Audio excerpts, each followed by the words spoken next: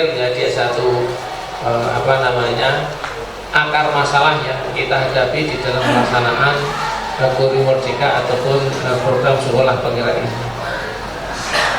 Dan kemarin sudah ditindaklanjuti dengan 2 kegiatan, namun sayangnya 2 kegiatan tersebut pas saya tidak berada di sekolah karena pas tugas luar, sehingga bagaimana pelaksanaan dan apakah sudah diserap semua oleh Bapak Ibu semua ataukah belum, itu perlu kita nanti refleksi. Dan Pak Aris sudah menyiapkan sejak tim itu menentukan akar permasalahan sampai dengan kemudian menindaklanjuti dengan mengadakan workshop. Dan Bapak Ibu kemarin sebagian juga sudah mengisi refleksi. Ada sebagian yang belum, namun kami mohon Bapak Ibu yang belum itu nanti masih bisa untuk ngisi. Harapannya adalah karena ini adalah forum untuk kita mengevaluasi diri, refleksi kita, maka saya minta walaupun sampai saat ini belum, mohon tetap ngisi.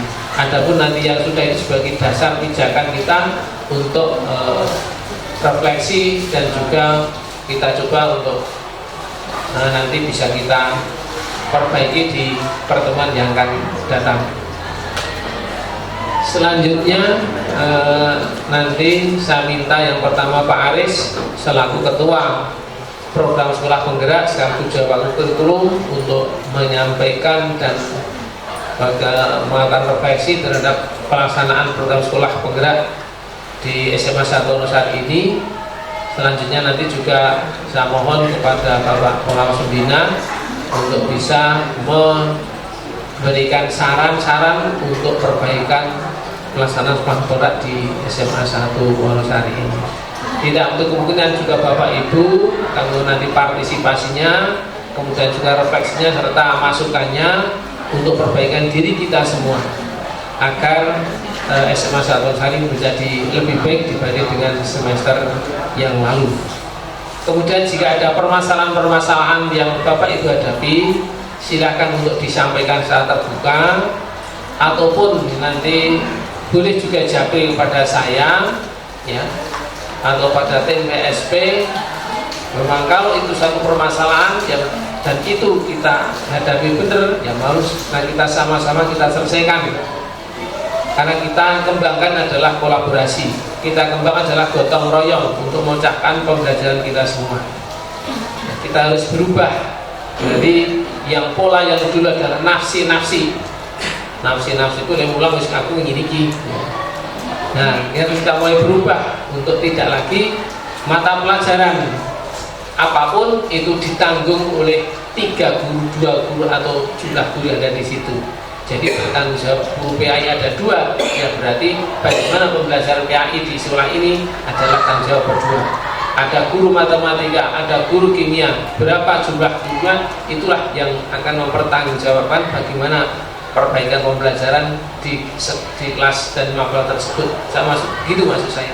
Sehingga komunikasi dan bekerjasama untuk perbaikan pembelajaran itu adalah menjadi satu tanggung jawab bersama, bukan orang per orang. Demikian sebagai pengantar untuk itu kepada Pak Aris. Selalu berdoa tadi. Oke, nanti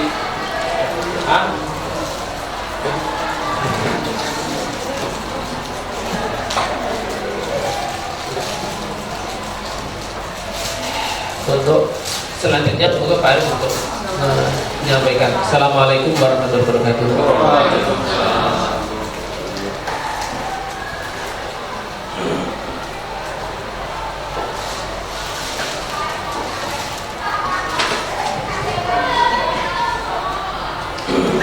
Assalamualaikum warahmatullahi wabarakatuh.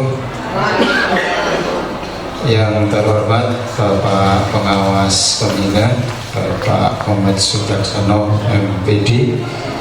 Yang saya hormati Bapak Kepala Sekolah SMA Negeri 1 Wonosari, Bapak Taufik Salyono MPDSI, dan Bapak Ibu Guru, teman sejawat yang berbahagia. Alhamdulillah kita masih diberikan berbagai nikmat, diantaranya adalah nikmat sehat dan nikmat sempat, sehingga insya Allah kita bisa melaksanakan kegiatan pada hari ini di siang ini, yaitu PMO level sekolah yang kedua. Bapak Ibu sekalian, sudah disampaikan oleh Bapak Kepala Sekolah bahwa mulai tahun pelajaran ini untuk pendampingan sekolah penggerak itu sudah mulai diberikan kepada tingkat yang lebih rendah. Kalau maksud saya tahun kemarin langsung dari kementerian melalui fasilitator, maka di tahun pelajaran 2023-24 untuk PMO atau sekarang istilahnya adalah atau kepanjangannya adalah Pokja Manajemen Operasional, itu di tingkat sekolah, sehingga tidak didampingi lagi oleh fasilitator. Untuk beberapa kegiatan saja masih ada pendampingan dari fasilitator, tapi tidak sebanyak tahun sebelumnya, karena kita sudah di tahun ketiga pelaksanaan program sekolah penggerak. Jadi harapannya nanti di tahun keempat kemungkinan besar akan secara mandiri, secara keseluruhan semua program pelaksanaan program sekolah penggerak nanti dilaksanakan secara mandiri seperti sekolah-sekolah yang IKM, implementasi kurikulum merdeka, kalau tidak ada kebijakan yang berubah.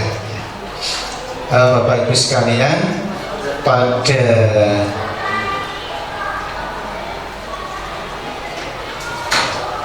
PMO yang pertama mungkin belum kita sampaikan terkait dengan mekanisme, prosedur dan kegiatan PMO di tahun ini. Di dalam buku panduan siklus Pokja Manajemen Operasional atau PMO itu ada 4 tahap. Tahap pertama itu refleksi pembelajaran berbasis peserta didik, di mana penjelasannya kepala sekolah berdiskusi dan refleksi dengan guru mengenai kendala yang dialami oleh sekolah dari hasil pembelajaran siswa menggunakan berbagai sumber data, yaitu diantaranya adalah hasil asesmen peserta didik, hasil penilaian, terutama raport pendidikan dan data lain yang relevan. Ini sudah kita lakukan pada saat PMO yang pertama. Kemudian tahap kedua, sekolah menemukan akar masalah. Setelah melakukan refleksi, berdiskusi untuk menemukan akar masalah yang dianggap prioritas untuk diselesaikan. Pada PMO yang pertama kemarin, karena diskusinya itu cukup cukup menarik, cukup banyak hal yang didiskusikan, sehingga sampai akhir atau sampai selesai PMO kemarin belum disimpulkan akar masalah yang akan diprioritaskan apa. Maka Bapak Kepala Sekolah menugasi kami tim PSP untuk menyelenggarakan rapat terbatas untuk menemukan akar masalah dari kendala, masalah dan data yang ada. Dari banyak kendala, banyak masalah yang sudah disampaikan, baik itu secara lisan pada saat diskusi PM kemarin maupun secara data dari survei, dari data rapot pendidikan. Maka pada tahap ketiga sekolah itu menyepakati solusinya setelah ditemukan akar masalahnya. Kemudian memilih topik dan subtopik yang akan menjadi bahan diskusi untuk memantau perkembangan pelaksanaan program berdasarkan 3 hal, yaitu apakah solusi tersebut sangat penting, apakah solusi tersebut dapat dilakukan dalam waktu 6 bulan, yang ketiga apakah solusi tersebut mendukung ketercapaian tujuan dan target. Itu tahap ketiga dari siklus Pokja. Kemudian tahap keempat, sekolah melakukan implementasi. Setelah solusi itu ditentukan, maka melakukan langkah strategis sebagai tindak lanjut dari solusi yang disepakati. Nah, ini siklus PMO pada 1 tahun pelajaran, sehingga nanti itu akan kita laksanakan 2 siklus sesuai panduan. Nah, 2 siklus itu penjelasannya bagaimana? Ini sudah ada di tabel. PMO yang akan kita lakukan nanti sebanyak 6 kali.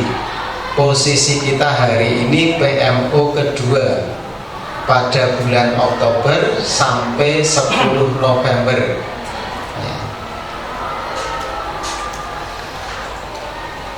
Detailnya pada PMO pertama kemarin mengisi bagian dari tugasnya Bapak Kepala Sekolah mengunggah rekaman kegiatan, sudah dimasukkan atau diisikan pada SIM PKB-nya Bapak Kepala Sekolah. Kemudian yang PMO kedua nanti juga setelah selesai ini akan mengisi bagian refleksi dari implementasi tindak lanjut. Ini 2 PMO kedua dan ketiga ini isiannya sama, ya. Mengubah status tindak lanjut jika terdapat perubahan, mengubah rekaman kegiatan. Jadi nanti sampai PMO yang ketiga. Nah, ini siklus pertama 1, 2, 3. Kemudian siklus berikutnya yang 4, 5, 6 mulai Februari. Nah, ini nanti akan menentukan akar masalah lagi. Apakah pada siklus pertama akar masalah yang kita implementasikan, kita tindak lanjuti, kita laksanakan solusinya itu sudah sesuai dengan targetnya atau belum? Kalau sudah, berarti kita akan mencari akar masalah yang lain yang perlu ditindaklanjuti, sehingga nanti siklus kedua itu sama dengan siklus pertama, ya. Pada PMO yang keempat itu nanti kita akan mendiskusikan lagi akar masalah, mungkin yang lama, mungkin yang baru. Kemudian nanti PMO yang kelima dan keenam itu sama dengan yang kedua dan ketiga. Jadi ini istilahnya siklus, ya Bapak Ibu, seperti itu. Sehingga dalam 1 tahun pelajaran nanti ada 2 siklus. Kalau dihitung setiap PMO itu rentangnya 2 bulan. Makanya tadi ada kata-kata apakah bisa ditindaklanjuti selama 6 bulan 1 semester itu. Nah, ini tadi sudah kami singgung bahwa pada penentuan akar masalah itu cukup menentukan maksimal 2, ya. Menentukan topik, subtopiknya maksimal 2. Dilakukan pada PMO yang pertama, kita sudah lalui, dan nanti yang keempat. Sehingga harapannya nanti PMO yang keempat itu bisa langsung menentukan akar masalah yang akan ditindaklanjuti pada 6 bulan berikutnya. ini. Kemudian pada PMO 1 kita sudah menyepakati melalui tim PSP dari hasil masukan diskusi Bapak Ibu bahwa topik yang kita prioritaskan adalah implementasi pembelajaran di kelas sesuai dengan raport pendidikan kita belum hijau di metode atau kualitas pembelajaran. Jadi terkait dengan implementasi pembelajaran di kelas, topik yang kita ambil di siklus 1. Kemudian subtopiknya ada 5 pilihan. Dari 5 pilihan tadi kan maksimal mengambil 2 subtopik. Nah, kita sepakati yaitu penyusunan modul ajar, karena di dalam metode pembelajaran, di dalam kualitas pembelajaran, yang paling utama adalah mestinya perencanaan pembelajaran yang baik. Ya, kalau perencanaan pembelajaran itu baik, harapannya nanti dalam pembelajaran itu juga akan baik. Kalau perencanaannya sudah tidak baik, pasti atau yakin bahwa pembelajarannya juga tidak baik. Nah, ini di dalam modul ajar itu memuat berbagai komponen. Yang utama adalah pada model pembelajaran, karena nanti implikasinya akan ke komponen-komponen yang lain. Nah, oleh karena itu strategi yang kita pilih dari 1 sampai 6 yang sesuai dengan subtopik pertama itu adalah metode mengajar yang beragam, agar kualitas pembelajaran itu baik, agar kebutuhan belajar peserta didik itu terlayani. Maka kita perlu mencoba berbagai metode mengajar yang beragam. Kemudian untuk mencari atau menentukan solusi yang kelima, subtopik penyusunan prosedur penilaian, ini juga kita coba implementasinya adalah metode asesmen yang beragam. Nah, jadi 2 subtopik ini yang akan kita lalui pada 1 siklus pertama. Nanti akan kita refleksi seperti apa, kita evaluasi dan refleksi, dan mungkin tindak lanjutnya pada semester genap seperti apa. Apakah masih menjadi prioritas utama ataukah tidak, ya nanti tergantung pantauan selama 1 semester ini. Nah, kita sudah mencoba untuk mendukung pilihan topik tadi dan solusi strategi implementasinya, yaitu dengan beberapa kegiatan. Kegiatan yang pertama dulu ada IHT pembelajaran praktis pada kurikulum Merdeka. Walaupun ini belum kita kita tentukan topik pada PMU pertama, tapi kan kita analisanya berdasarkan raport pendidikan. Nah, sehingga sudah ada kegiatan pendukung awal yang menghadirkan narasumber dari BPGPDY Pak Sigit Trikuntoro. Kemudian kegiatan berikutnya asesmen praktis pada kurikulum Merdeka. Ini juga menghadirkan dari BPGPDY Pak Dr. Sumaryanta. Untuk melengkapi metode mengajar yang beragam dan juga bisa masuk ke asesmen yang beragam, maka kita juga melaksanakan workshop penyusunan media interaktif dalam pembelajaran dengan menghadirkan narasumber Pak Imam Suharjo dari Universitas Mercu Buana, kebetulan alumni kita. Dan Bapak Ibu, dari beberapa laporan teman, terutama dari asesor atau supervisor, ternyata Bapak Ibu sudah banyak mengimplementasikan apa yang sudah yang sudah didapatkan pada workshop penyusunan media. Nah, pada minggu-minggu tertentu itu anak-anak sampai hafal, Pak, kapan kahutnya gitu ya. Ya, booming kahut bagus ya. Ya, sudah implementasi banyak dan memang baru apa Pak? Kabut. ya dicoba.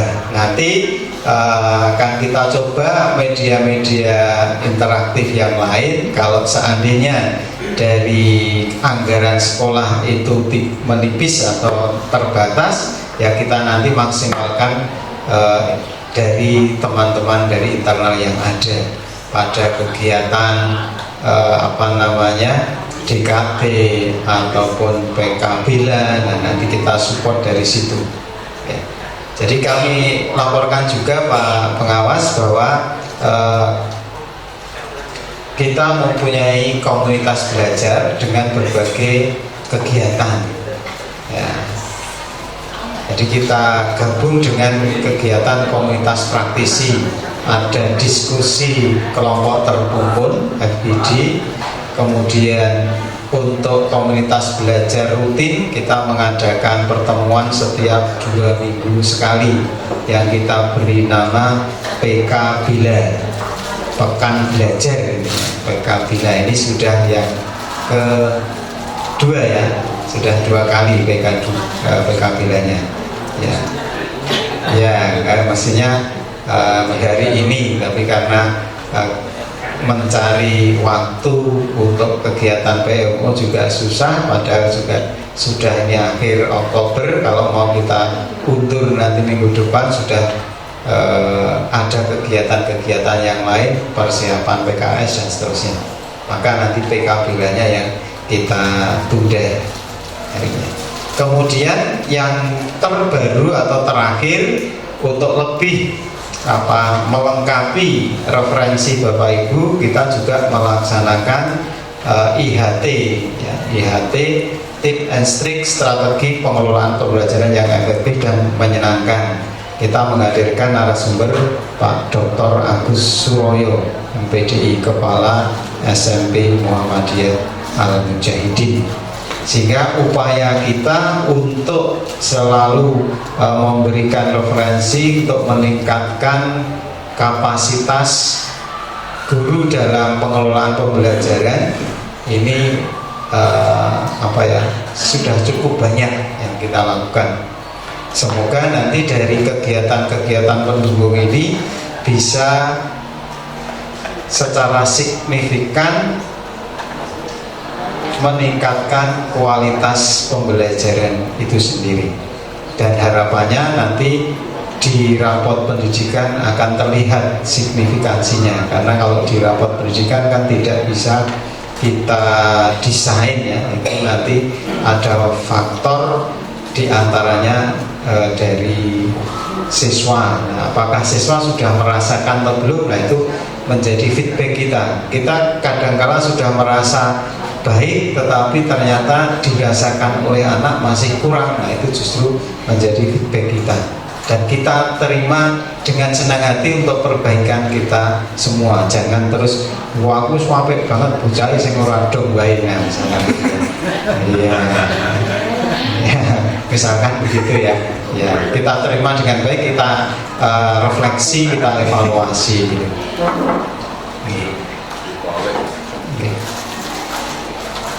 Itu pengantar agar persepsi terkait dengan PMO ini kita samakan, kita tahu prosesnya, prosedurnya, mekanismenya.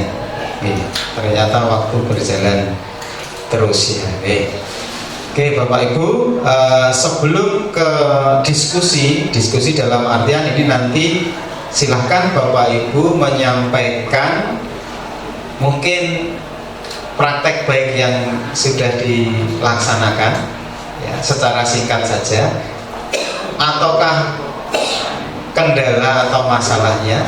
Mungkin ada Bapak Ibu yang menyampaikan terkendala di sini tetapi bisa tersolusikan oleh Bapak Ibu yang lain dengan kondisi yang hampir sama. Oh ternyata dengan cara itu bisa terselesaikan kendalanya. Nah inilah fungsinya PMO ya.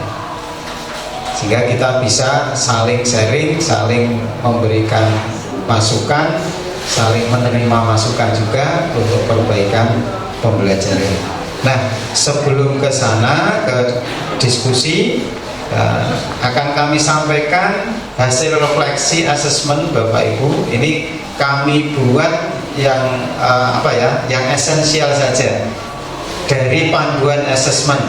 Panduan asesmen kan indikatornya itu banyak sekali.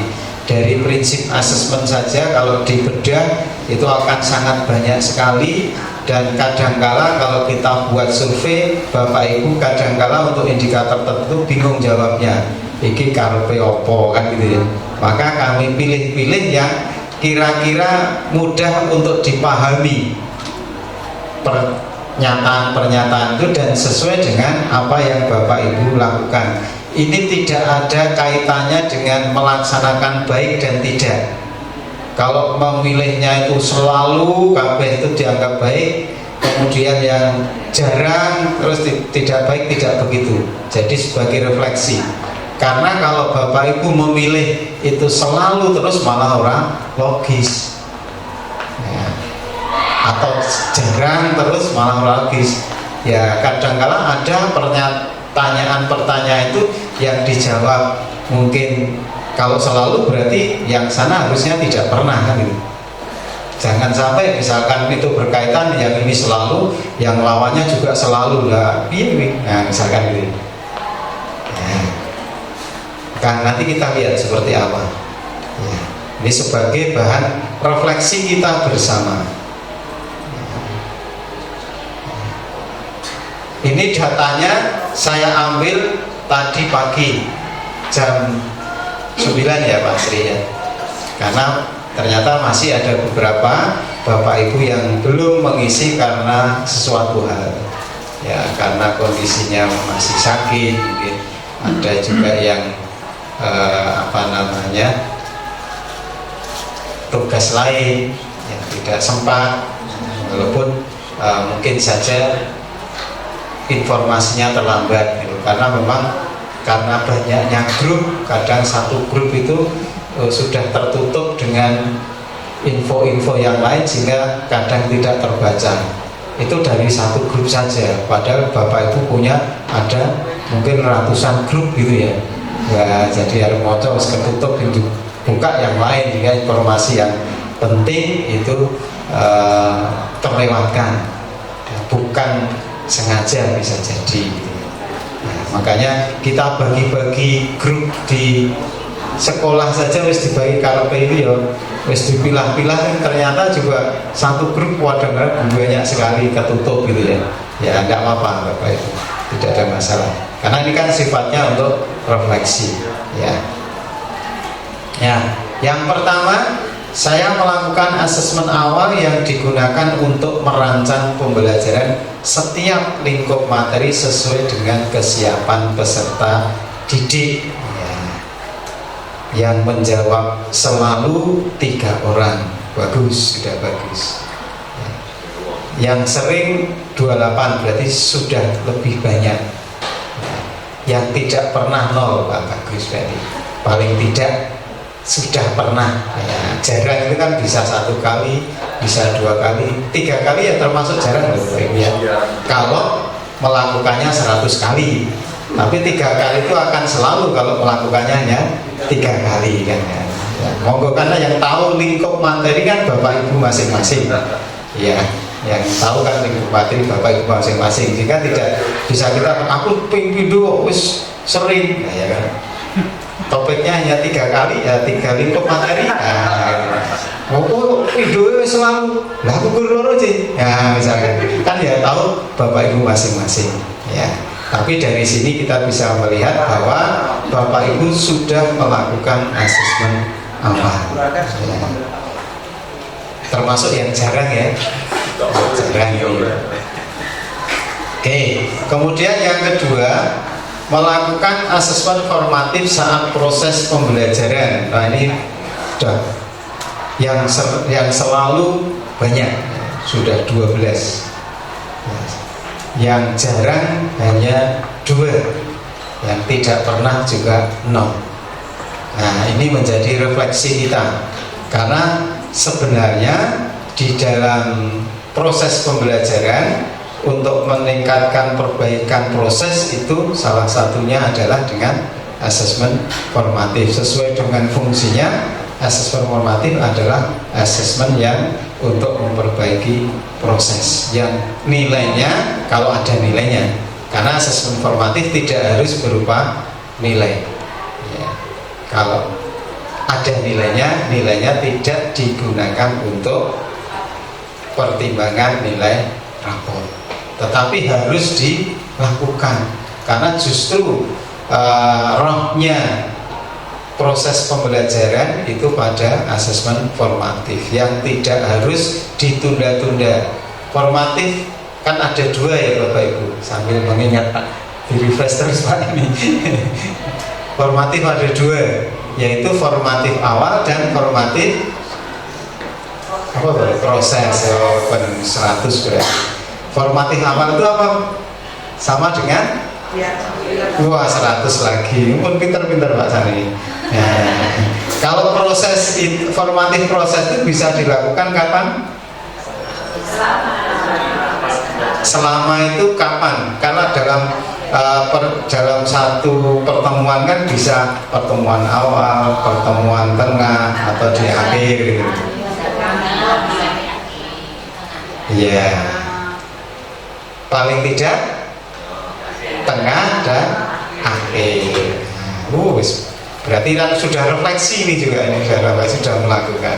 Sehingga kalau ketemu siswa yang kesulitan dalam indikator TP tertentu pada pertemuan itu, tidak harus nunggu selesai pertemuan, segera saja. Itulah formatif. Formatif tidak harus semua siswa. Jadi siswa-siswa yang membutuhkan saja, siswa-siswa yang kompetensinya masih belum memenuhi di indikator pada pertemuan itu, makanya tidak dilaporkan, tidak digunakan sebagai nilai raport gitu ya. Jadi sesegera mungkin diselesaikan kompetensi itu. Nah, oke. Kemudian yang ketiga, menggunakan teknik asesmen yang beragam. Nah ini kan termasuk subtopik yang akan kita bidik tadi. Cara implementasinya dengan teknik asesmen yang beragam. Nah ini juga sudah banyak yang selalu dan sering, yang jarang dan tidak pernah itu hanya 2 saja.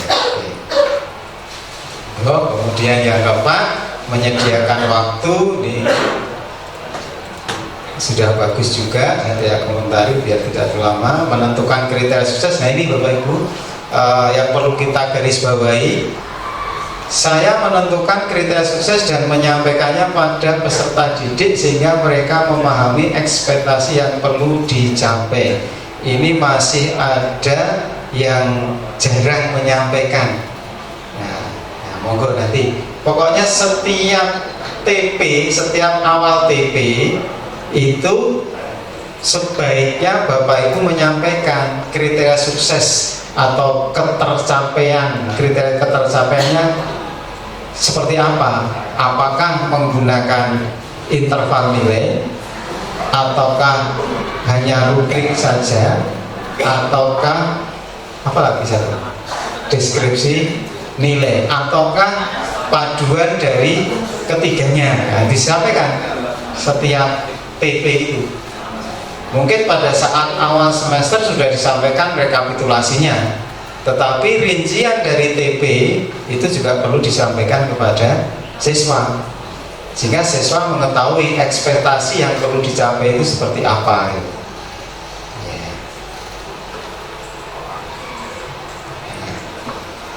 Kemudian ini pilihan, artinya bisa kan tadi pendekatan kriteria itu kan ada 3, sehingga seandainya di sini yang menggunakan pendekatan deskripsi kriteria tidak pernah boleh kalau yang jadi tidak terus misalkan ini satu kok ini jelek, tidak, karena keunikan ciri khas dari mapel dan TP itu gitu, maksud saya begitu Bapak Ibu ya. Jadi jangan terus misalkan tidak pernah, benar-benar tidak pernah, kemarin ngisinya ya wis jarang lah, ndak kepiye ya gitu ya. jarang kan berarti pernah kalau jarang gitu. Nah, itu. Nah, pendekatan deskripsi kriteria sering itu masih cukup banyak. Oke. Kemudian yang rubrik, nah ini bagus. Artinya bagus itu ada yang tidak pernah, nggak apa-apa, karena ada 3 pilihan kan. Ya. Jadi yang sering, oke. Nah, seandainya ada TP-TP tertentu itu bisa tanpa interval nilai, nah, maka Bapak Ibu boleh memilih deskripsi kriteria atau rubrik tadi ya, untuk mempercepat mengetahui tingkat ketercapaian tujuan pembelajaran. Kemudian yang menggunakan interval nilai ya, ini yang selalu ya boleh, nggak apa-apa, selalu internal nilai boleh ya. Nah 10 kan gitu ya.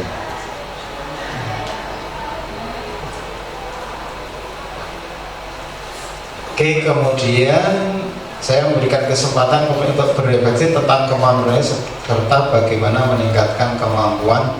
Oh, ini juga ada yang tidak pernah ya ini. Wah, kalau yang ini perlu direfleksi kalau tidak pernah melakukan, memberikan kesempatan kepada peserta didik tentang kemampuan mereka. Nah, kemudian yang terakhir, saya menggunakan hasil asesmen untuk menentukan tindak lanjut pembelajaran. Ini yang menjadi catatan, kok ada satu yang jarang. Nah, nanti kalau yang ini kan seharusnya ada asesmen, harus ada tindak lanjutnya. Ya beda. Nah itu Bapak Ibu sekilas terkait dengan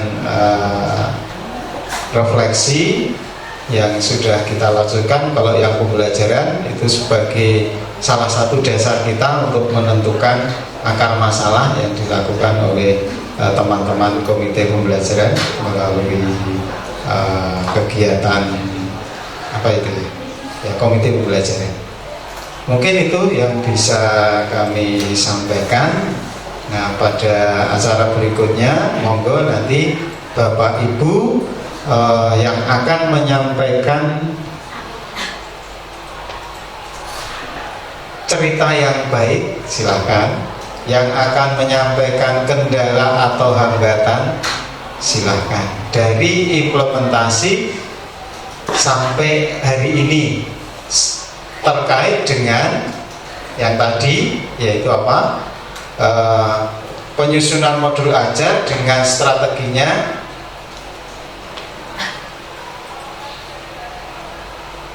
menggunakan metode yang bervariasi. Jadi yang ini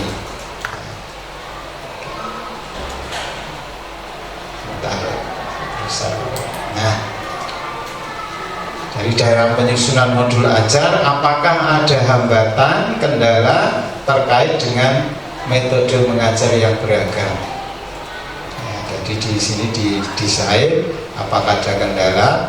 Kalau sudah mencoba beberapa metode, kemudian juga apakah ada sesuatu yang bisa ditularkan kepada teman-teman yang lain, disilahkan juga. Kemudian untuk yang kedua, metode asesmennya yang terkait dengan tadi ya, beberapa hal yang beragam dengan teknik dan instrumen yang dipilih. Itu Bapak Ibu, waktu kami atau mungkin Pak komen terlebih dahulu karena waktunya juga sudah cukup siang nih, karena jadwalnya hanya sampai jam 14 Pak Komet. Mungkin sebelum Bapak Ibu menyampaikan cerita-ceritanya implementasi sampai hari ini, mungkin Pak Komet bisa memberikan arahan ataupun informasi terkait dengan peningkatan kualitas pembelajaran di SMA Negeri 1. Untuk itu waktu saya aturkan kepada Pak Komet. Semoga.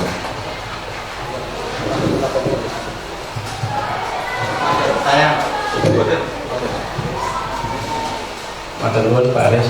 Assalamualaikum warahmatullahi wabarakatuh. Selamat siang, salam sejahtera untuk kita semua, salam sehat Bapak Ibu. Sehat. Yang sama-sama kita hormati Bapak Kepala Sekolah SMA 1 Wonosari, Pak Muhammad Taufik Solyana, PDSI, Pak Aris, sebagai Wakabulum dan Koordinator PSP, Bapak Ibu semua yang hadir di tempat ini. Alhamdulillahirrahmanirrahim. Siang ini kita bisa ketemu dalam keadaan sehat. Yang pertama, tentu kami mengaturkan terima kasih pada Bapak Ibu yang pada PMO pertama kemarin sudah bersepakat untuk memilih akar masalah, kemudian kita implementasikan di 2 bulan berikutnya, dan ternyata apa yang sudah menjadi kesepakatan Bapak Ibu di PMO pertama telah dilaksanakan. Ini adalah bukti bahwa kita bersungguh-sungguh dalam belajar bersama tentang kurikulum Merdeka. Lagi selamat pada Bapak Ibu. Yang kedua, untuk pemahaman kurikulum Merdeka memang tidak boleh ya Pak Aris, tidak boleh tergesa-gesa dan tidak boleh cepat puas ya Pak. Jadi Bapak Ibu, kita menghadapi kurikulum Merdeka ini dengan biasa saja lah. Artinya biasa itu jangan sampai perubahan kurikulum ini membuat kita itu semakin berat menjadi guru gitu loh. Berat menjadi guru, karena sesungguhnya kita sudah melakukan apa yang dimaui dalam kurikulum. Karena kebanyakan kita itu kan terbebani dengan istilah-istilah yang baru. Sebetulnya kita tidak boleh terbebani dengan istilah yang baru, yang itu membuat kita menjadi beban. Kalau Pak Aris tadi menyampaikan tentang formatif awal atau asesmen awal ya, itu sekarang sudah berubah Pak. Di Permendikbud 48 tahun 2023 yang baru terbit kemarin, itu istilah nomenklaturnya tidak lagi formatif awal, tapi formatif fungsional.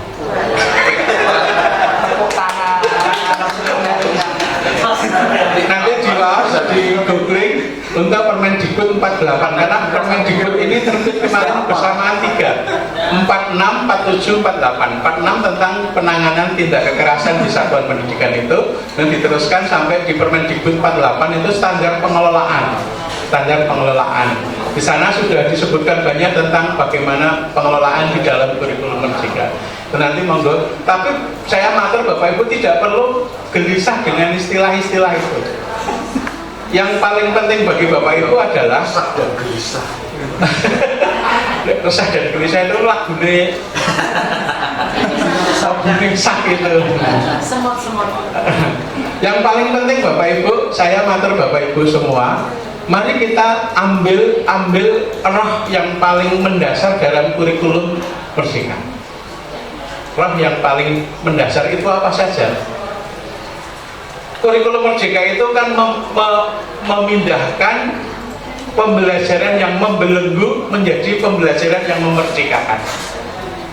Sehingga sebetulnya di kurikulum Merdeka itu ada ya Pak Sri, ada 3 nggih. Merdeka belajar, merdeka mengajar, merdeka berkarya. Merdeka belajar itu untuk siswanya, merdeka belajar itu untuk merdeka mengajar untuk bapak ibu gurunya, merdeka berkarya itu untuk sekolahnya. Merdeka karena kita sekarang tidak dituntut lagi dengan aturan-aturan. Bapak ibu, yang disampaikan Pak Aris tadi yang dituangkan dalam Google Form ya Pak tadi Pak. Itu kan diambil dari buku panduan. Namanya buku panduan itu kan bukan pedoman. Jadi panduan itu boleh diambil, boleh tidak. Lah iyalah, namanya panduan, hanya panduan. Artinya begini Bapak Ibu, apakah di kurikulum Merdeka Bapak Ibu, fokus kita hari ini kan akan masalah kita itu kan kemarin dengan modul ajar kita gitu. Pertanyaannya kan kemudian apakah kita harus semua guru menggunakan modul ajar yang seperti itu kan gitu. Di panduan pembelajaran dan asesmen sebetulnya kan kita boleh saja memilih RPP atau memilih modul ajar. Modul ajar saja sudah ada pilihan lagi juga. Modul ajar yang sederhana atau modul ajar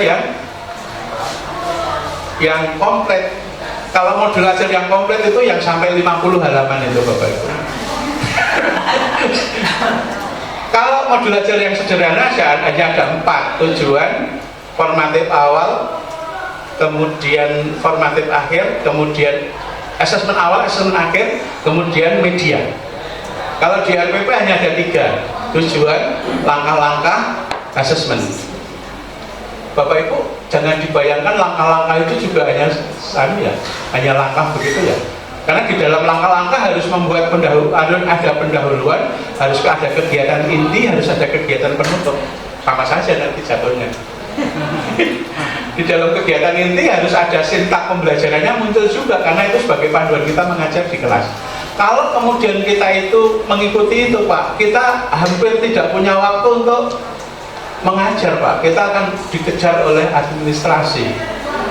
Saya menyampaikan pada Pak Kepala saya sebagai pengawas pembina tidak akan pernah mempermasalahkan administrasi Bapak Ibu di SMA 1, tidak pernah mempermasalahkan. Bukan berarti Bapak Ibu tidak membuat ya, tapi membuatnya Ibu Bapak itu sesuai dengan keinginan Bapak Ibu, kami tidak bermasalah. Mau menggunakan model apa, monggo. Asesmennya pakai ini monggo, kemudian penilaian tadi pakai interval boleh, pakai rubrik boleh, pakai ini, karena memang kita tidak bisa menentukan harus memakai rubrik, harus memakai interval, nggak bisa. Termasuk Bapak Ibu, termasuk buat kita nanti kalau salah saya dibenarkan ya. Kemarin saya ketemu buat kita di Ancol. Bapak Ibu, apakah setiap kali TP ataukah setiap kali kita pertemuan itu kita harus melaksanakan formatif awal? Saya tingkatkan lagi, apakah setiap pertemuan kita harus pembelajarannya berdiferensiasi? Tidak. Kalau kita kemudian terkecoh dengan aturan di kurikulum, setiap pertemuan kita diferensiasi, gurunya nggak bisa tidur. Kalau memang kelas kita, materi kita tidak perlu didiferensiasi, kan kita nggak usah bikin pekerjaan harus mendiferensiasi anak-anak kan. Tetapi Bapak Ibu ada tetapinya. Ketika Bapak Ibu tidak melakukan diferensiasi, kemudian di prosesnya ditemukan ada beberapa anak yang mengalami hambatan belajar, maka Bapak Ibu wajib mendampingi anak yang mengalami hambatan itu. Setuju nggih Bapak Ibu? Itulah yang disebut pelayanan pada, kita sudah berorientasi kepada peserta didik. Tidak harus setiap kali kita masuk kita harus diferensiasi, apalagi Bapak Ibu masih suka dengan diferensi gaya belajar, susah banget itu. Kita menyediakan video bagi mereka yang suka visual, menyediakan ini yang repot, aneh itu. Karena sesungguhnya diferensiasi tidak dimaknai gaya belajar hanya salah satu cara mendiferensi kegiatan. Yang paling penting adalah diferensiasi konten, diferensiasi proses diferensiasi produk, dan itu pun Bapak Ibu tidak wajib untuk tiga-tiganya diambil. Coba satu aja dulu Bapak Ibu, dinikmati saja, dinikmati. Karena kurikulum Merdeka ini butuh waktu lama Bapak Ibu. Jangan berharap 4 tahun setelah di handover oleh pemerintah itu nanti kita bisa menerapkan kurikulum Merdeka dengan benar. Tidak. Mungkin hanya yang hilang istilahnya aja nanti Bapak Ibu. Tahun 2024 Pak Sri, dulu penggerak, kepala sekolah penggerak apa meneh sing nganggo bergerak-gerak itu kayaknya hilang gitu loh.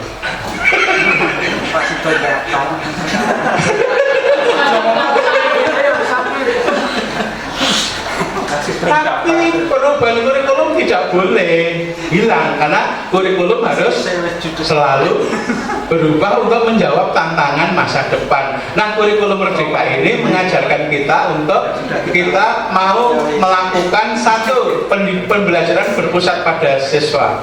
Bapak Ibu tadi disampaikan Pak Kepala, disampaikan Pak Aris, Bapak Ibu selalu melakukan refleksi nggak di ujung pertemuan dengan anak-anak?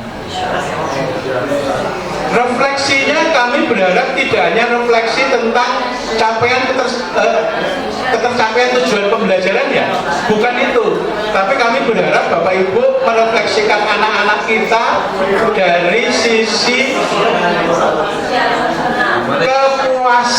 kepuasan batinnya anak-anak. Kepuasan batinnya anak-anak.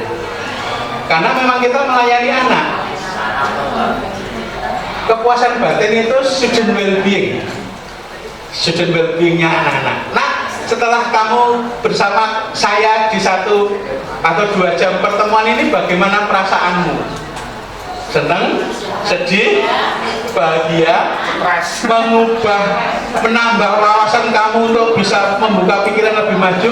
Itu yang Bapak Ibu harus gali juga gitu. Bukan sudah tercapai belum tercapainya, bukan itu saja. Tapi pada pelayanan kita bagaimana perasaan sejahtera anak. Nanti akan kami tanyakan di PKKS Bapak Ibu yang itu.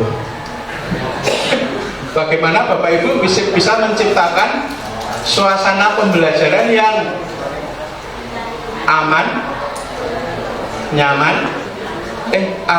menyenangkan, inklusif, nyaman. Urutannya itu aman, menyenangkan, inklusif, nyaman. Kalau disingkat AMIN.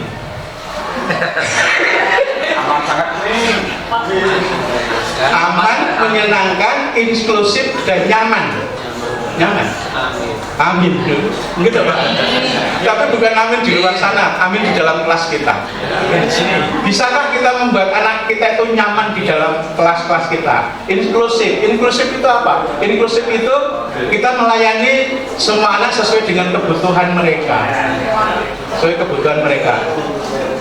Salah satu caranya Bapak Ibu, salah satu cirinya Bapak Ibu, bukan caranya. Bapak Ibu monggo dipirsani pada panjenengan piyambak. Ketika Bapak Ibu memberikan tugas pada anak, tagihan pada anak, Bapak Ibu membatasi waktunya enggak? Iya. Ya. Kalau di luar tanggal ini sudah tidak saya nilai gitu ya. Nah, itu akan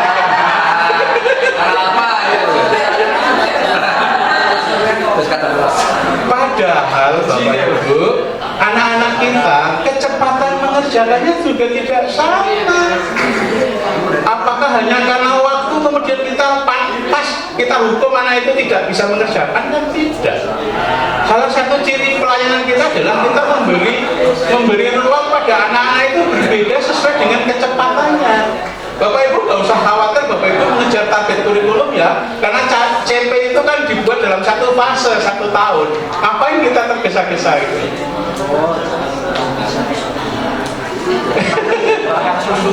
Kita tidak boleh lagi kejar-kejaran target kurikulum ya Bapak Ibu, kurikulum Merdeka itu, karena kurikulum Merdeka itu fokusnya pada kemampuan siswa, bukan pada penuntasan kurikulum.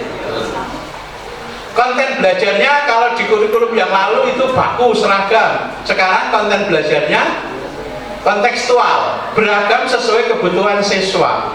Kalau dulu acuannya regulasi, petunjuk, bahwa dulu kita membuat RPP itu ada 19 petunjuk, membuat modul ajar itu sekian petunjuk. Sekarang acuannya adalah kreativitas dan inovasi. Kalau dulu orientasinya lulus ujian nasional, sekarang orientasinya lulus sekolah. Bagaimana kalau Bapak Ibu bisa membuat anak-anak itu menjadi pembelajar sepanjang hayat? Pak, kita parah Pak, jujur Pak. Tahun-tahun kemarin kita itu sekolah 3 tahun sudah dapat STTB loh Pak. STTB itu kan bunyinya surat tanda tamat belajar. Setelah itu berarti nggak belajar Pak, karena sudah ada surat tanda tamat. Padahal kita harus belajar sepanjang hayat. Karena maka kurikulum Merdeka ini menciptakan anak-anak kita itu menjadi pembelajar sepanjang hayat. Maka kemudian banyak hal yang dirubah. Mungkin nanti nggak ada STTB juga, nggak apa-apa. Yang ada surat keterangan lulus saja bahwa anak ini sudah lulus dari satuan pendidikan, tapi tidak tamat Pak, belum tamat. Masa kita hanya mau menjadikan anak kita tamat SMA aja sudah cukup? Kan enggak. Tidak surat, karena juga mungkin keterangannya ya surat keterangan lulus saja. Nanti masuk perguruan tinggi nanti surat keterangan lulus dari perguruan tinggi mungkin surat keterangan lulus setara dengan S1 begitu. Mungkin sehingga itu memacu anak untuk selalu belajar sepanjang hayat, karena memang tujuan di kurikulum Merdeka itu seperti itu.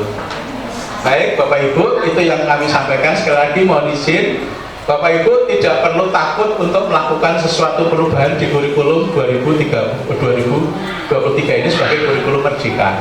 Dan Bapak Ibu kami harap untuk tidak segera puas dengan apa yang sudah kita capai.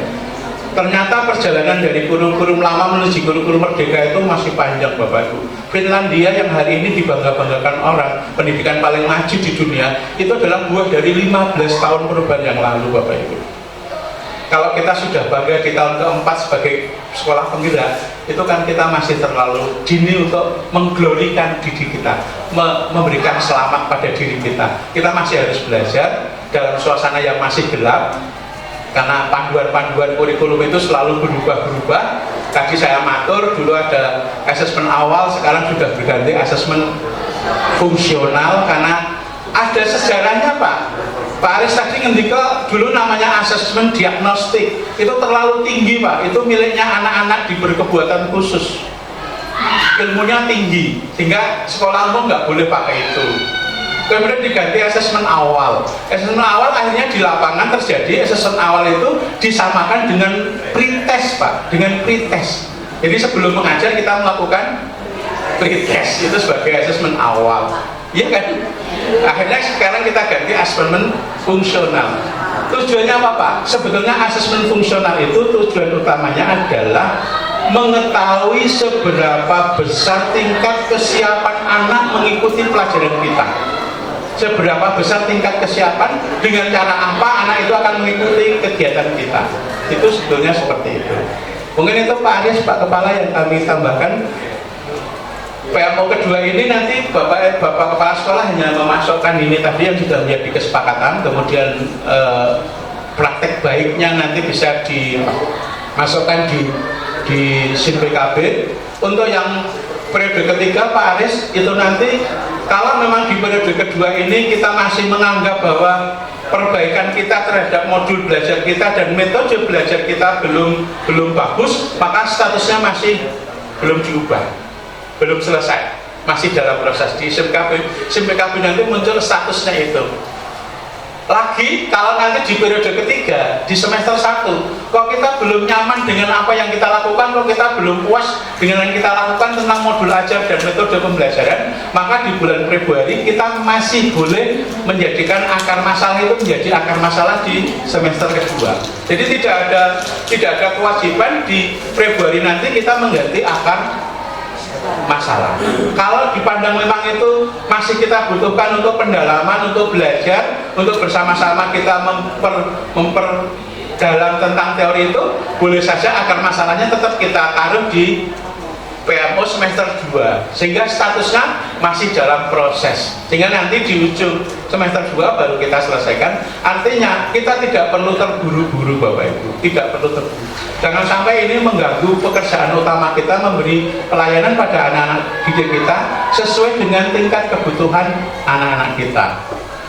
betul-betul mari kita menjadi guru yang bisa melayani semua kondisi anak kita. Tentu kalau hari ini SMA 1 tidak sama dengan SMA 1 di masa lalu, karena cara rekrutmen siswa kita berbeda dengan di masa lalu. Kalau di masa lalu mungkin kita merasa semua agak gampang untuk mendampingi anak-anak kita, tapi sekarang dengan zonasi, apalagi zonasi radius, itu kita menjadi agak kesulitan untuk mendampingi anak-anak kita. Tapi itulah yang memang harus kita lakukan, mengajar dalam berbagai keragaman. Terakhir, Pak Kepala, kami mohon untuk Bapak Ibu bisa jujur, apakah di setiap kelas Bapak Ibu ada anak yang mengalami kesulitan belajar untuk semua mata pelajaran? Ya. Kalau ada, kita wajib galau, wajib curiga. Jangan-jangan anak ini adalah anak-anak yang berkebutuhan khusus.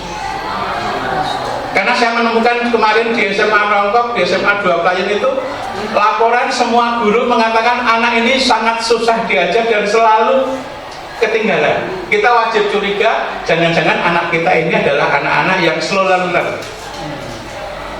Dan itu harus kita betul-betul memberi pelayanan yang sebaik-baiknya dengan cara adaptasi kurikulum nanti, Pak. Untuk anak ini adaptasi kurikulum yang kita terapkan pada kelas itu, untuk anak ini kita kecualikan, seperti itu. Bapak Ibu, saya beret-beret titip untuk anak-anak yang berkebutuhan khusus, barangkali bisa nyasar di sekolah kita, bisa jadi, karena dari anak-anaknya yang lain kok ini terus ketinggalan ya tugasnya, terus ketinggalan ya dalam mengikuti pelajaran. Kita wajib curiga, Bapak Ibu. Matur nuwun Pak Kepala, Pak Aris, saya kembalikan. Assalamualaikum warahmatullahi wabarakatuh.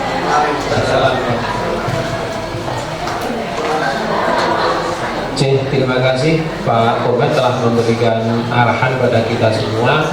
Tadi yang terakhir kali memang ada Pak, dari laporan beberapa guru kemarin, nama bahkan kemarin anaknya itu kalau pelajaran ketiganya kok aras-arasan atau gimana pelajaran, perhitungan sederhana saya katanya kesulitan ya. Kemudian tapi malah ini kegiatan pramuka senang ya. Dan itu saya kemarin juga agak lepas, artinya lepas itu tidak kontrol nama-nama, ternyata bocah itu ikut PWD. Makanya ada guru kemarin yang agak protes, Pak itu untuk PWD Pak, nama ini gitu. Waduh, saya pas nggak cek ini, karena diusulkan oleh itu guru pramuka ini. Baik Bapak Ibu, kami sudah sampaikan di hari Senin yang lalu ya Pak, kalau misalnya ada anak yang memang perlu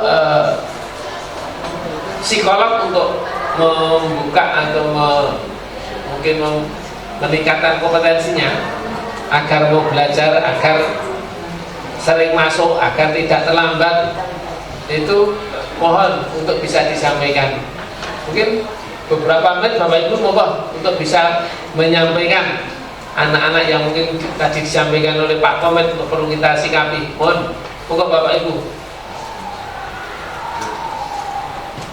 Di samping nama yang sudah kita pandang waktu hari Senin beberapa yang lalu, ada yang lain lagi?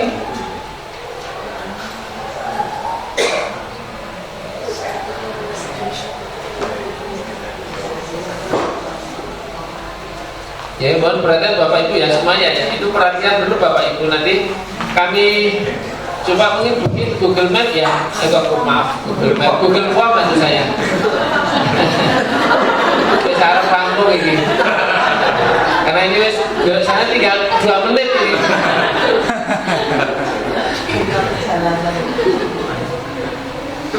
Ada Bapak Ibu? Bapak Bu, terima kasih, langsung saja ya Pak. Ketika menghadapi anak untuk kategori alergi pelajaran itu masuk kategori ini tidak Pak? Karena ada beberapa anak saya mungkin beberapa pertemuan itu kok tidak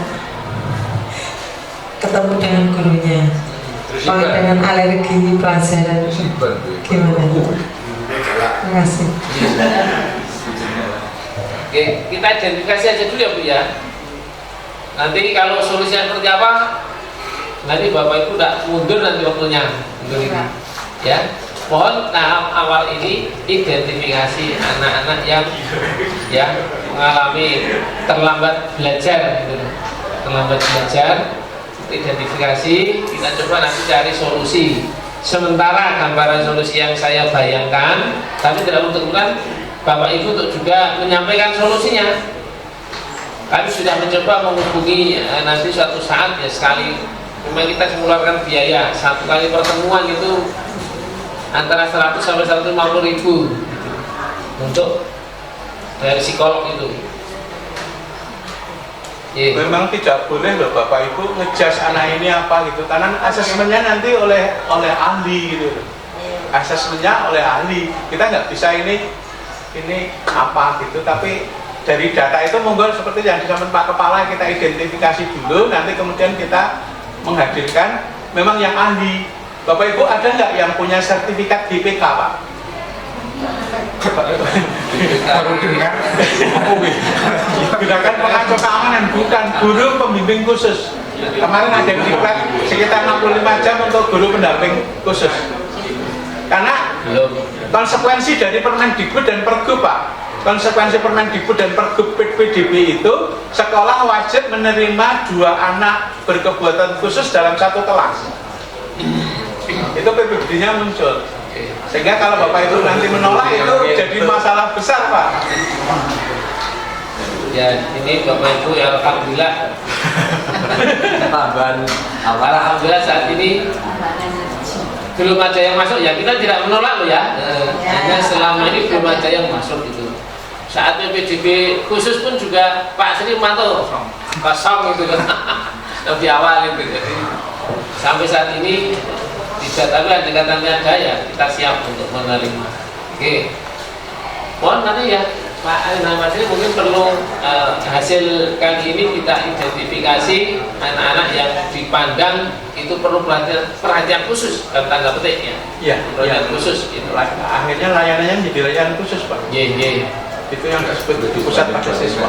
Oke. Baik, saya kira itu untuk pertemuan apa yang mau lakukan? Informasi. Monggo kita. Ini mau ya.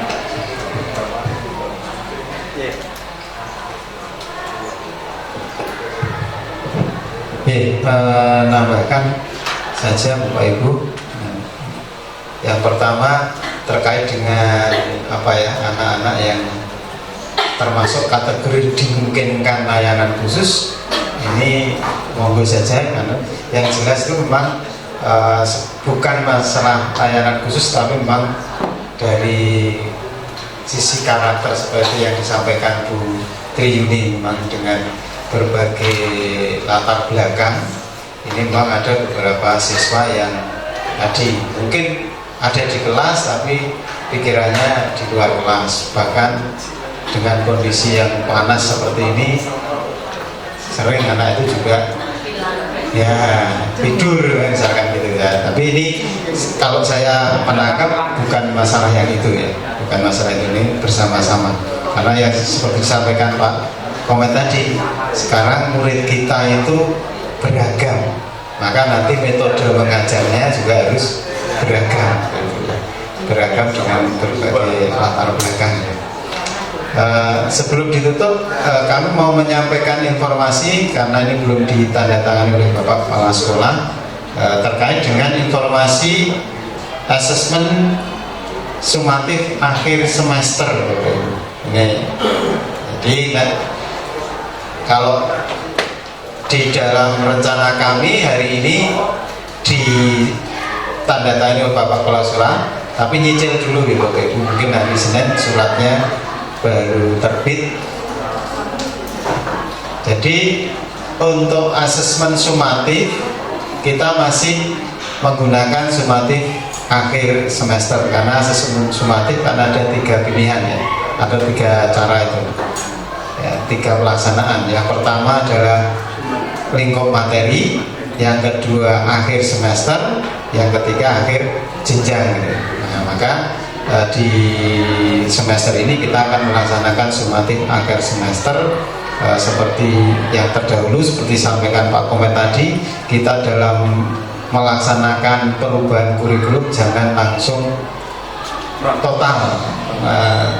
Jadi ya yang semut, yang mulus, ada masa transisi itu perubahannya kita buat ya yang semut, yang mulus gitu ya Pak Bu. Nah untuk itu informasi awal untuk bentuk soalnya seperti tahun kemarin pilihan ganda. Untuk alokasi waktunya seperti akhir tahun terakhir kemarin, ada yang 120, ada yang 90 menit. Kemudian butir soalnya sama, 40 butir soal. Ini nanti akan kita laksanakan berbasis berbasis apa Pak Sri? Nah, komputer berbasis apa Pak Sri ini?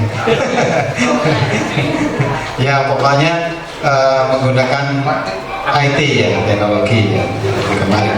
Nah, kemudian catatan saja Bapak Ibu untuk mengetik soal ya, mengetik soal itu harapannya 2 kolom. Terus kemarin kita temukan, masih ditemukan ada beberapa mata pelajaran yang stem dengan pilihan gandanya itu berbeda kolom. Ya, jadi apa namanya? Soal atau stem soalnya itu di baris terakhir, pilihannya di kolom atas. Nah, ya karena sekarang itu tidak ada kaitannya dengan ngirit kertas, maka nanti di enter saja. Jadi dalam satu soal itu harus lengkap stem sama pilihannya, biar nanti tim digitalisasi soal itu lebih cepat, lebih mudah gitu ya. Jadi misalkan kolom soalnya tidak apa-apa kalau memang itu panjang ya. Kalau hanya 2 soal nggak apa-apa, yang penting nanti antara stem dan pilihannya itu jadi satu kolom, satu tempat, di kolom pertama saja atau kolom kedua. Tapi ya diperhatikan terutama ini apa namanya spasinya ya Bapak Ibu, nanti jangan terlalu sudah disepakati spasinya nomor sih. Nah, spasinya 1 saja ya, cukup 1 saja karena anak-anak nanti banyak menggunakan HP. Makanya kita buat 2 kolom itu agar anak-anak nyaman membaca di HP-nya, itu tidak geser kanan kiri ya geser kanan kiri. Kalau kolom kan mudah, jadi panjang. Di HP kan sekarang modelnya yang banyak yang panjang. Nah, gitu. Kemudian nanti untuk format kisi-kisinya nanti Pak Sri yang menentukan apakah sama dengan yang kemarin atau tidak. Tunggu saja Bapak Ibu. Yang jelas nanti harus diurutkan berdasarkan urutan TP. Contohnya misalkan TP 1 itu ada 10 soal, ya tempatkan di nomor 1 sampai 10. TP 2 berikutnya begitu. Nah, misalkan kalau tidak sama ya nggak apa-apa, TP 1-nya itu hanya 8, TP 2-nya 6, nggak apa-apa, yang penting ditulis sesuai dengan TP-nya nomor ini sampai sekian, itu di kisi-kisi, karena itu sebagai dasar kita untuk mengolah nilainya. Nah, karena kita akan mulai tanggal 27 November, maka kita butuh persiapan 2 minggu, terutama digitalisasi soal dan aplikasinya, karena ada 3 tingkat, 10, 11, 12 cukup banyak ya. Sehingga silakan Bapak Ibu mulai sekarang atau mungkin sekarang sudah memulai, nanti pada saatnya diserahkan sesuai dengan tanggal limitasi waktunya. Itu saja Bapak Ibu, nanti surat lengkapnya kalau sudah ditandatangani akan kita kirimkan di grup dengan jadwalnya ya. Untuk Pak Sas itu ada nggak ya? Pak Sas nggak ada.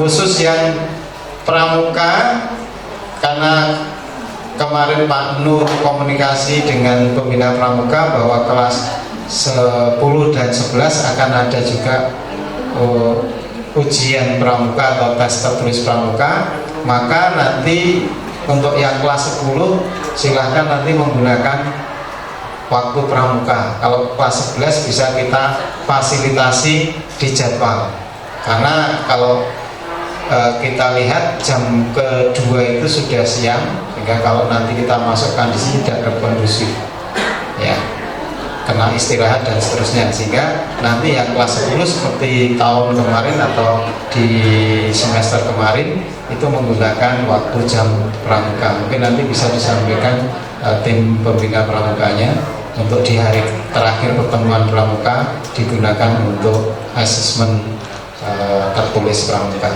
Kalau yang kelas 11 bisa kita fasilitasi, karena kelas 11 jumlah mata pelajarannya itu tidak sebanyak kelas 10. Mungkin itu tambahan saya. Bapak Ibu terima kasih. Tambah satu. Oke, monggo Pak. Setengah menit Bapak Ibu.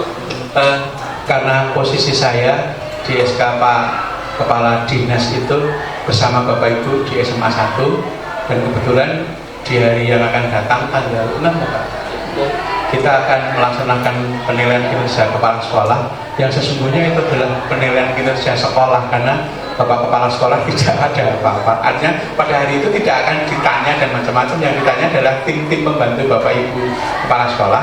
Terus begitu kami mohon bantuan betul Bapak Ibu, bantuan dari Bapak Ibu semua untuk mensukseskan PKKS di SMA 1 ini, karena apapun yang terjadi itu akan membawa nama baik sekolah kita di mata dinas pendidikan. Kami berharap Bapak Ibu betul-betul menyempatkan waktu, tenaga, pikiran untuk pelaksanaan PKKS. Ada beberapa hal yang baru, nanti monggo saya masih punya waktu hari Senin atau Selasa ya, tapi tidak banyak karena waktu kami terbatas. PKKS itu kami mulai jam dari Rabu, nanti kita mulai tanggal 1 sampai tanggal 10. Sebelum itu kami bersama-sama tadi telah mencermati beberapa instrumen sudah ada 5 sekolah yang kami datangi untuk nanti teman-teman di SMA 1 kapan nanti kita bisa bersama-sama untuk mencermati instrumen yang akan dipakai untuk PKKS. Timnya untuk SMA 1 itu kalau nggak salah Bu Eni, kemudian ada Pak Agung, kemudian ada Pak Suryanto. Ada 5 tim, satu tim 5 orang yang akan bersama Bapak Ibu untuk menilai kinerja SMA 1 Wonosari. Sekali lagi kami berharap betul Bapak Ibu, mari kita bersama-sama sukseskan PKKS tahun ini, tahun 2023. Mudah-mudahan membawa hasil yang terbaik yang bisa membawa nama baik kita di Dinas Pendidikan Pemuda dan Olahraga Daerah Istimewa Yogyakarta. Matur nuwun Pak.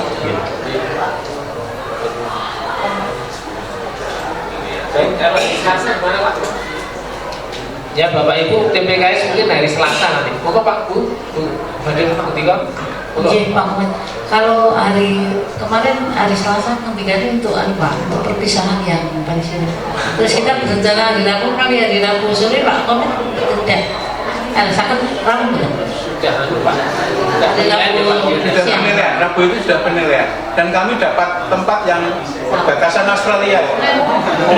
Yang Giri Subo, yang Tanjung Sari, yang Purwosari.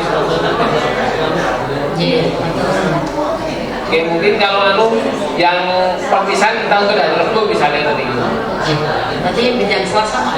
Biar Pak Komit bisa. Untuk komunikasi, ya, makanya saya tidak bisa matur di sini karena kalau nanti misalnya tempat nanti biar jadwal Pak Komit ya nanti. Ya. Untuk sementara Selasa gitu ya Pak ya. Karena Pak Komit bisa kan Selasa itu ya. Atau Senin bisa, Selasa bisa. Senin agak siang karena saya janjian dengan satu sekolah Senin pagi. Oke. Nanti siangnya mungkin bisa. Satu hari maksimal kami hanya bisa 2 sekolah. Kita hati-hati mencermati instrumennya itu. Ada yang baru kemarin. Selasa apa juga? Nanti tak geser. Ya Bapak Ibu, karena waktu sudah melewati jam kerja, terima kasih kesabaran Bapak Ibu, semoga diberikan keberkahan. Mari kita tutup ilmu kali ini dengan berdoa sesuai nama kita masing-masing. Semoga pertama membawa manfaat untuk sekolah kita semua dan anak kita semua, dan semoga perjalanan sekolah kita diberikan keselamatan sampai rumah masing-masing. Dengan sikap sempurna, berdoa sudah agama masing-masing dimulai.